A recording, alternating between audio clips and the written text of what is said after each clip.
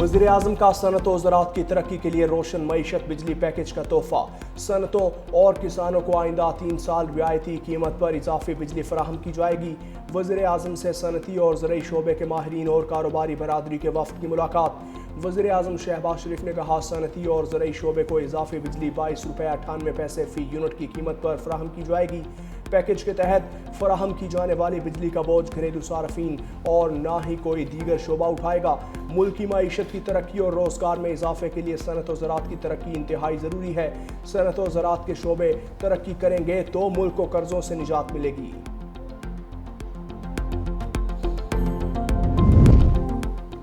T L P پر پابندی کے لیے قانونی کارروائی کا آغاز. وزارت داخلہ حتمی فیصلے کے لیے معاملہ کابینہ کو بھجوائے گی. وزیر اعظم شہباز شریف کی صدارت میں وفاقی کابینہ کا اجلاس کچھ دیر بعد ہوگا. تحریک لبیک پاکستان کے مارچ کے بعد کی صورتحال پر کابینہ کو اعتماد میں لیا جائے گا. پنجاب حکومت کی ٹی ایل پی پر پابندی کی تجویز بھی زیر غور آئے گی. وزیر دفاع افغانستان کے ساتھ ہونے والے معاہدے پر بریفنگ دیں گے.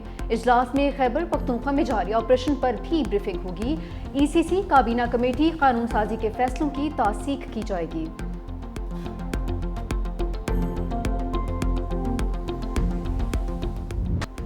انتہا پسند مذہبی جماعت ٹی ایل پی پر پابندی کا فیصلہ کچھ دیر میں ہو جائے گا. زبردستی ہڑتال کرانے والوں کے خلاف دہشت گردی کا پرچہ کٹے گا. وزیر اطلاعات پنجاب ازما بخاری کی میڈیا سے گفتگو. کہا انتہا پسند جماعت نے درجنوں گاڑیاں توڑیں اور جلائیں. پولیس کی متعدد گاڑیوں کو نقصان پہنچایا. ہتھیار بند جتھوں کو ریاست ریٹ چیلنج نہیں کرنے دیں گے. ڈالا کلچر اسلحہ کلچر قابل قبول نہیں. پنجاب میں اس وقت 10,12,000 ہتھیار موجود ہیں. اب کوئی نیا اسلحہ لائسنس جاری نہیں ہوگا. 28 غیر لائسنس یافتہ اسلحہ ڈیلرز کی دکانیں سیل کر دیں. بغیر لائسنس اسلحہ رکھنے والوں کو ہتھیار جمع کروانا ہوں گے. لاؤڈ سپیکر ایکٹ کے تحت سخت کارروائی ہوگی. شہری انتہا پسند عناصر کے بارے میں معلومات 15 پر دے سکتے ہیں. کسی مسجد کو بند نہیں کیا گیا. تمام مساجد کھلی ہیں. غیر قانونی افغان باشندوں کے خلاف آپریشن جاری ہے. پاکستان اور پولینڈ میں دو طرفہ تعلقات کے نئے باب کا آغاز. پاکستان اور پولینڈ کے نائب وزیر اعظم کی 1 on 1 اور وفود کی سطح پر ملاقات. دونوں ممالک میں مفاہمت کی متعدد یادداشتوں پر دستخط. مشترکہ پریس کانفرنس میں نائب وزیر اعظم اسحاق ڈار نے کہا کہ وفود کی سطح پر مذاکرات میں دو طرفہ تعلقات کو مزید مستحکم کرنے پر اتفاق ہوا. دونوں ممالک کے درمیان تجارت اور تعاون کے فروغ کے بے پناہ مواقع موجود ہیں. دہشت گردی سے نمٹنے کے حوالے سے بھی تعاون کو بڑھایا جائے گا. پولینڈ کے نائب وزیر اعظم نے کہا کہ نائب وزیر اعظم اسحاق ڈار کے ساتھ تجارت معیشت سمیت دیگر شعبوں میں تعاون پر تبادلہ خیال ہوا. معدنیات اور توانائی کے شعبے میں بھی تعاون پر بات چیت ہوئی ہے. شاندار میزبانی پر پاکستان کا شکریہ ادا کرتا ہوں.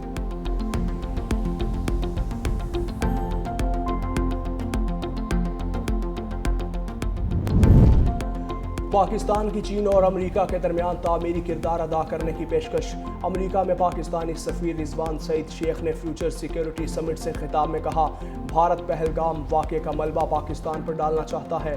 دنیا جو جوہری ریاستوں کے درمیان تصادم کی متحمل نہیں ہو سکتی.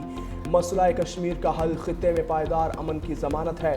صدر ڈونلڈ ٹرمپ کے امن کے فروغ کے تعمیری کردار کے معترف ہیں. افغانستان سے جنم لینے والی دہشت گردی سے پاکستان سب سے زیادہ متاثر ہے. پاکستان امن کا خواہاں ہے مگر عوام کی سلامتی پر سمجھوتا نہیں کرے گا. پاکستان ماحولیاتی تبدیلی سے سب سے زیادہ متاثرہ ملک ہے. ماحولیاتی تبدیلی پاکستان کے لیے وجودی خطرہ بن چکی. دہشت گردی کے بعد پاکستان ماحولیاتی تبدیلی کے خلاف فرنٹ لائن ریاست ہے. جنوبی افریقہ کی 2007 کے بعد پاکستانی سرزمین پر پہلی فتح. راولپنڈی ٹیسٹ میں پاکستان اپنے ہی بچھائے اسپن جال میں پھنس گیا. جنوبی افریقہ نے پاکستان کو 8 وکٹوں سے شکست دے دی. 68 رنز کا ہدف 2 وکٹوں پر حاصل کر لیا. 2 ٹیسٹ میچز کی سیریز 1-1 سے برابر. چوتھے روز دوسری اننگز میں قومی ٹیم 138 رنز پر ڈھیر ہو گئی. جنوبی افریقی اسپنر سائمن ہامر نے 6 کھلاڑیوں کو پویلین بھجوایا. کیشف مہاراج کی 2 وکٹیں. بابر اعظم 50 رنز بنا کر ٹاپ سکورر رہے. سلمان علی آغا 28, رضوان 18, ساجد خان 13, سعود شکیل 11 رنز بنا کر پویلین لوٹ گئے. کپتان شان بسوت, نعمان علی اور شاہین شاہ آفریدی نے کھاتا بھی نہیں کھولا. امام الحق اور عبداللہ شفیق ڈبل فگر میں بھی داخل نہیں ہو پائے. جنوبی افریقہ نے پہلی اننگز میں 404 جبکہ پاکستان نے 333 رنز بنائے تھے. کیشف مہاراج پلیئر آف دی میچ جبکہ میتھو سیمی کو پلیئر آف دی سیریز قرار دیا. سابق کپتان بابر اعظم کی ٹی20 ٹیم میں واپسی، نسیم شاہ کا بھی کم بیک، جنوبی افریقہ کے خلاف ون ڈے اور ٹی20 سیریز کے لیے وائٹ بال اسکواڈ کا اعلان کر دیا۔ عثمان طارق پہلی بار ٹی20 اسکواڈ کا حصہ۔ پاکستان اور جنوبی افریقہ میں ٹی20 سیریز 28 اکتوبر سے 1 نومبر جبکہ ون ڈے سیریز 4 سے 8 نومبر تک کھیلی جائے گی۔ پاکستان اور سری لنکا میں ون ڈے سیریز 11 سے 15 نومبر تک راولپنڈی کرکٹ اسٹیڈیم میں شیڈیول۔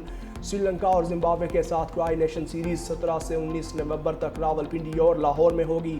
ون ڈے ٹیم کی کپتانی شاہین شاہ آفریدی، ٹی20 ٹیم کی قیادت سلمان علی آغا کریں گے۔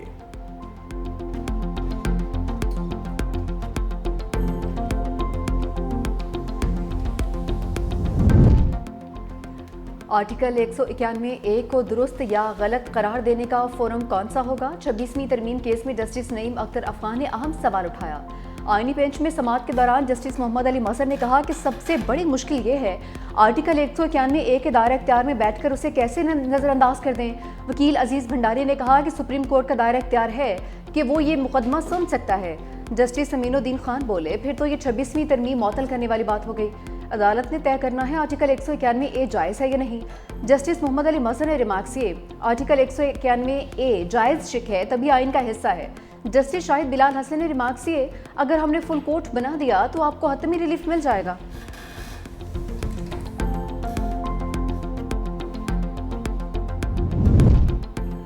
سپرنٹینڈنٹ ڈیالہ جیل کو بانی پی ٹی آئی سے ملاقاتوں کے آرڈر پر عمل درآمد کا حکم۔ اسلام آباد ہائی کورٹ کے چیف جسٹس سرفراز ڈوگر، جسٹس ارباب محمد طاہر اور جسٹس اعظم خان پر مشتمل لارجر بینچ نے آرڈر جاری کر دیا۔ اسلام آباد ہائی کورٹ کے لارجر بینچ نے بانی پی ٹی آئی سے ملاقاتیں ایس او پی کے مطابق کروانے کا حکم دیا تھا۔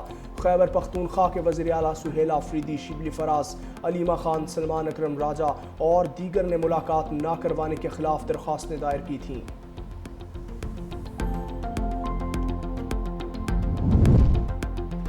D G I S P R کا Ghulam Ishaq Khan institute of engineering sciences and technology Topi کا دورہ، پاک افغان سرحدی جھڑپ، سیکیورٹی صورتحال اور سوشل میڈیا کے کردار پر بات چیت۔ D G I S P R نے واضح کیا کہ پاکستان نے افغانستان میں خارج کی موجودگی کے خلاف مؤثر اقدامات کیے ہیں، آئندہ بھی پاک فوج ہر دشمن کی جارحیت کے خلاف سیسا پلائی دیوار ثابت ہوگی۔ طلباء اور اساتذہ کی جانب سے شہداء اور غازیان پاک افواج کو زبردست خراج تحسین پیش کیا گیا۔ یونیورسٹی کے طلباء کا کہنا تھا کہ ایسی مزید بامقصد نشستیں منعقد کی جانی چاہیے تاکہ ڈس انفارمیشن اور پروپیگنڈے کا خاتمہ ہو۔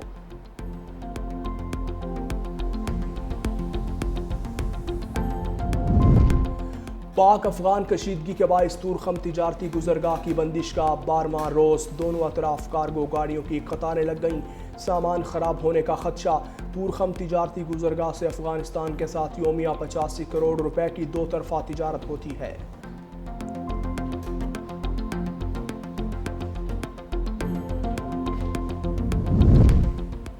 آئی ایم ایف کو گندم کی کم از کم امدادی قیمت مقرر کرنے پر بھی اعتراض، وزارت فوڈ کو خط لکھ کر آگاہ کر دیا، گندم پالیسی کے خد و خال طلب کر لیے، وزارت نے تحفظات دور کر دیے، بتایا کہ گندم کی امدادی قیمت فکس نہیں کی گئی، کم از کم امدادی قیمت کی بجائے انڈیکیٹو قیمت کا تعین کیا گیا۔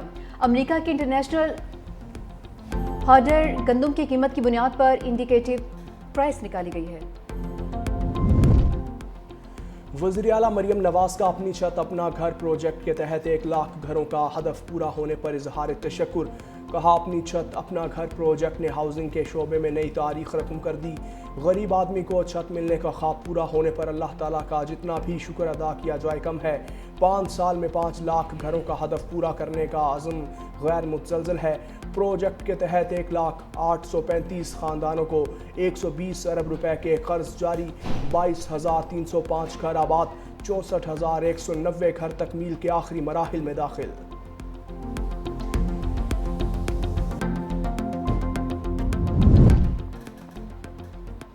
عوام کو سستا گوشت فراہم کرنے کا فیصلہ، مٹن، بیف، انڈے اور چکن کے ایکسپورٹ پر کچھ عرصے کے لیے پابندی کی تجویز پیش۔ وزارت پیداوار نے کہا کہ لاہور سمیت کسی بھی شہر میں سرکاری قیمت پر گوشت نہیں بیچا جا رہا، مٹن 2,500 سے 3,000 روپے کلو تک بیچا جا رہا ہے، بیف کی سرکاری قیمت 800 اور مٹن کی 1,600 روپے کلو ہے۔ ایکسپورٹ پر پابندی سے مٹن، بیف اور چکن کے گوشت کی قیمت کم ہوگی۔ آمریت اور جبر کے خلاف مزاحمت کی علامت، سابق خاتون اول بیگم نصرت بھٹو کی 14ویں برسی، chairman Peoples Party Bilawal Bhutto Zardari کا مادر جمہوریت بیگم نصرت بھٹو کو خراج عقیدت۔ کہا بیگم نصرت بھٹو نے آمریت اور جبر کے خلاف ہمیشہ بہادری سے مقابلہ کیا۔ بیگم نصرت بھٹو نے قائد عوام کے مشن کو آگے بڑھایا اور شہید محترمہ بینظیر بھٹو کی جدوجہد کی آبیاری کی۔ مادر جمہوریت کی جدوجہد کو سلام پیش کرتے ہیں خاتون اول آصفہ بھٹو زرداری نے کہا، بیگم نصرت بھٹو نے اپنے شوہر شہید ذوالفقار علی بھٹو کے قتل اور بعد میں اپنی اولاد کے بچھڑنے کا ناقابل برداشت درد سہا ہے۔ بیگم نصرت بھٹو نے کبھی غم کو اپنی جرت پر غالب نہیں آنے دیا۔ پیپلز پارٹی نے ہمیشہ خواتین کو اپنی پالیسیوں کا مرکز رکھا۔ 21 لاکھ گھروں کے تاریخی منصوبے میں ملکیت خواتین کے نام پر کی جا رہی ہے۔ سینئر وزیر سندھ شرجیل میمن کا کراچی میں چینی قونصلیٹ میں خطاب۔ سینئر صوبائی وزیر نے کہا کہ پیپلز پارٹی نے خواتین کے لیے پنک بس سروس اور مفت الیکٹرک سکوٹیز متعارف کروائی ہیں۔ شہید بینظیر بھٹو نے خواتین bank, lady health worker programme اور خواتین پولیس اسٹیشنز قائم کیے۔ صدر آصف علی زرداری نے BISP کے ذریعے لاکھوں خواتین کو معاشی تحفظ دیا ہے۔ پیپلز پارٹی رہنما فریال تارپور نے کہا، شہید بینظیر بھٹو نے خواتین کے سیاسی، سماجی اور معاشی حقوق کی جدوجہد کو نئی جہت دی۔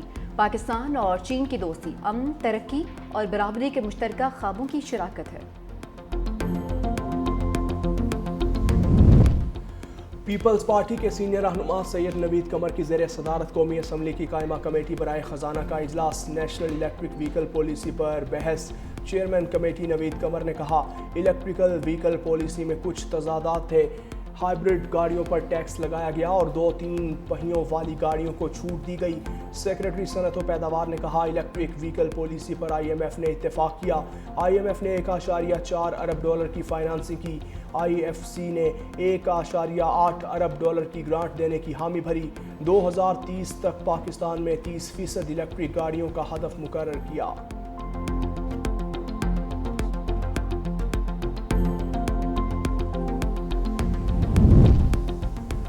کراچی میں CTD کا ایکشن، ٹارگٹ کلنگ میں ملوث 2 دہشت گرد گرفتار۔ دہشت گردوں کے اسرار حسین، معصوم رضا عرف عامر موٹا کے نام سے شناخت ہوئی۔ DIG CTD اظفر اور SSP عرفان بہادر نے میڈیا کو بتایا کہ گرفتار دہشت گرد مذہبی جماعت کے کارکن انس کی ٹارگٹ کلنگ میں ملوث ہیں۔ دہشت گرد معصوم رضا پہلی ٹارگٹ کلنگ سے 20 روز قبل کراچی آیا تھا۔ سہولت کاروں اور ٹیرر فنانسنگ کے حوالے سے بھی کریک ڈاؤن کیا جا رہا ہے۔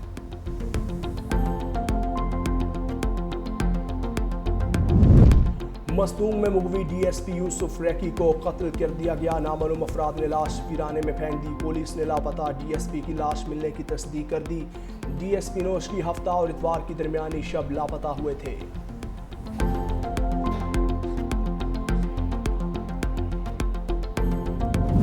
یوکرین جنگ بندی کے لیے دباؤ، امریکہ نے روس پر نئی پابندیاں لگا دیں۔ نیٹو کے سیکرٹری جنرل سے ملاقات کے بعد صدر ٹرمپ نے کہا، روس کی 2 بڑی تیل کمپنیوں پر پابندی لگائی ہے۔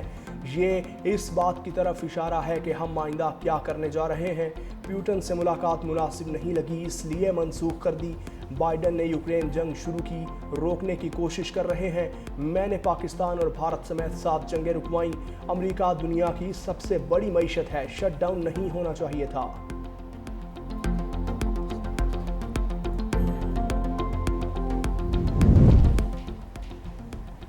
اسرائیلی پارلیمنٹ نے مغربی کنارے کو ضم کرنے کا غیر قانونی بل منظور کر لیا۔ امریکہ نے اقدام غزہ معاہدے کے لیے خطرناک قرار دے دیا۔ عرب ممالک کا بھی شدید رد عمل۔ سعودی عرب، قطر اور اردن نے فیصلہ مسترد کر دیا۔ سعودی عرب کا کہنا ہے کہ وہ اسرائیلی آبادکاری اور توسیع پسندانہ عزائم کو مسترد کرتا ہے۔ قطر اور اردن نے بھی اقدام کو فلسطینیوں کے حقوق سلب کرنے کی کوشش قرار دیا ہے۔ بھوک کو جنگی ہتھیار کے طور پر استعمال کرنا ممنوع ہے۔ اسرائیل غزہ کے شہریوں کو خوراک فراہم کرنے کی ذمہ داری پوری کرے۔ عالمی عدالت انصاف نے اسرائیل کے لیے ایڈوائزری ریمارکس جاری کر دیے۔ اسرائیل کو اقوام متحدہ کی امدادی ایجنسی اونروا کی کارروائیوں میں سہولت فراہم کرنے کی ہدایت۔ اسرائیل کی ہٹ دھرمی برقرار۔ عالمی عدالت انصاف کے حکم کے باوجود اونروا کو غزہ میں داخلے کی اجازت سے انکار کر دیا۔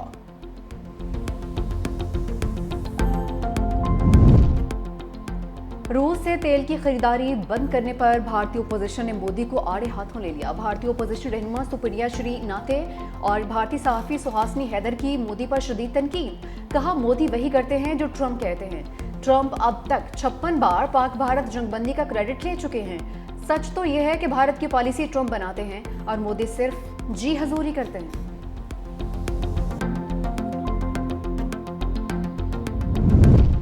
روس میں بڑے پیمانے پر جوہری مشقوں کا انعقاد، مشقوں میں بری، بحری اور فضائی افواج کی شرکت۔ جوہری مشقوں میں بین البر اعظمی روسی میزائل بھی داغے گئے۔ روسی صدر ولادیمیر پوٹن نے خود کمانڈ سینٹر سے مشقوں کا معائنہ کیا۔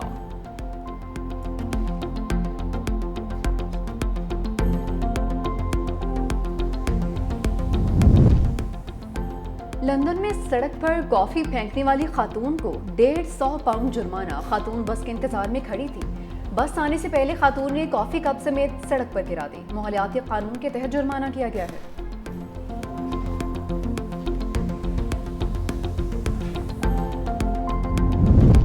اور شیخ ڈاکٹر صالح بن فوزان سعودی عرب کے مفتی اعظم مقرر۔